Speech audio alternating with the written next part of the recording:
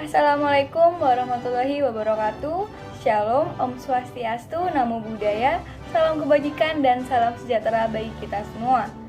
Yang terhormat Bapak Ibu dosen Universitas Surabaya, yang saya hormati Bapak pendamping dosen Pendidikan Pancasila dan Kewarganegaraan, serta teman-teman yang saya kasihi.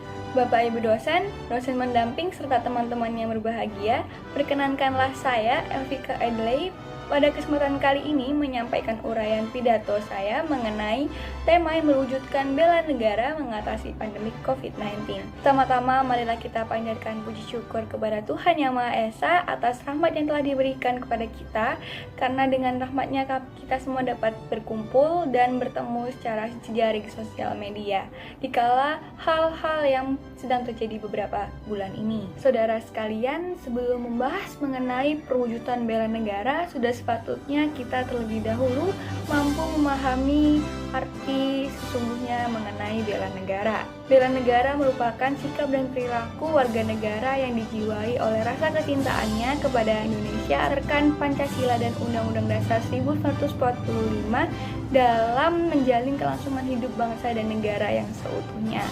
Dapat diringkas bahwa bela negara merupakan bentuk partisipasi kita sebagai warga negara dalam menjaga negara Indonesia dengan melakukan hal-hal kecil sebagai bentuk untuk membantu penyelenggaraan negara.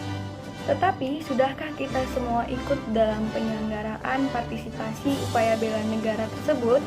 Kemudian, saudara sekalian, mari kita fokus terlebih dahulu mengenai permasalahan yang terjadi di negara kita. Indonesia juga seluruh dunia saat ini sedang mengalami permasalahan yang besar terkait di bidang kesehatan, yang mana munculnya COVID-19 merupakan virus baru yang menyerang sistem pernafasan dan dapat menular melalui udara.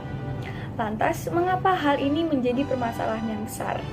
Seperti yang sudah dijelaskan bahwa virus tersebut dapat menular hanya melalui lewat udara, sehingga virus tersebut dapat menular dengan cepat dan menyebar hingga terkena oleh seluruh kalangan. Dan seperti yang diketahui bahwa virus ini merupakan virus yang pertama kali muncul di kota Wuhan, Cina, Desember 2019, yang mana kemudian Indonesia mulai mengalami terkena dampakan sekitar Maret 2020 hingga sekarang ini. Bila kita mengikuti kasus perkembangan COVID-19, jumlah korban meninggal dan korban terinfeksi masih terus bertambah dan mengalami peningkatan juga penurunan yang tidak stabil. Sehingga muncul lagi pertanyaan, mengapa hingga sekarang kasus COVID-19 tidak surut? Saudara sekalian, keterkaitan hubungan bela negara dengan COVID-19 ini sangat dibutuhkan oleh seluruh negara, khususnya oleh negara kita, Indonesia. Upaya bela negara yang bisa kita wujudkan adalah mematuhi protokol-protokol kesehatan juga aturan kebijakan atas pemerintah yang telah diberikan.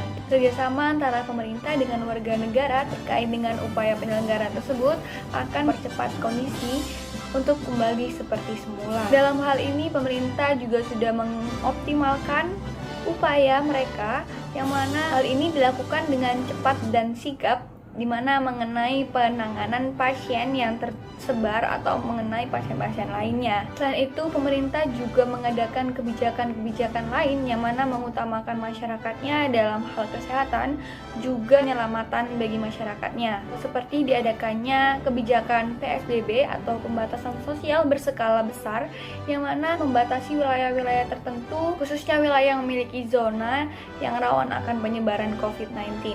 Kemudian untuk tetap menstabilkan pendidikan juga ekonomi, pemerintah mengandalkan teknologi, yang mana mengeluarkan kebijakan work from home atau social distancing, di mana masyarakat dihimbau untuk tetap berada di rumah, bekerja di dalam rumah, dan berjaga jarak dengan orang lain. Sehingga kegiatan pembelajaran juga kegiatan pekerjaan di jejaring sosial media atau daring.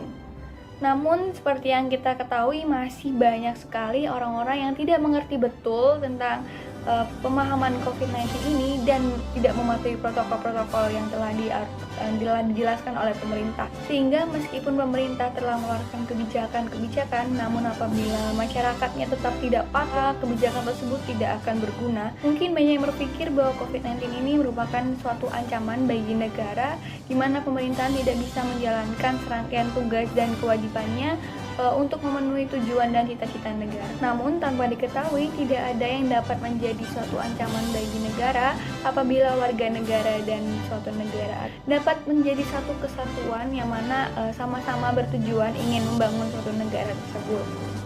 Justru di tengah permasalahan tersebut, kita semua sebagai warga negara dieratkan dan disatukan untuk bekerja secara bersama-sama, saling mengingatkan dan menghimbau satu sama lain terkait pentingnya mematuhi protokol juga aturan-aturan pemerintah mengenai kebijakan COVID-19.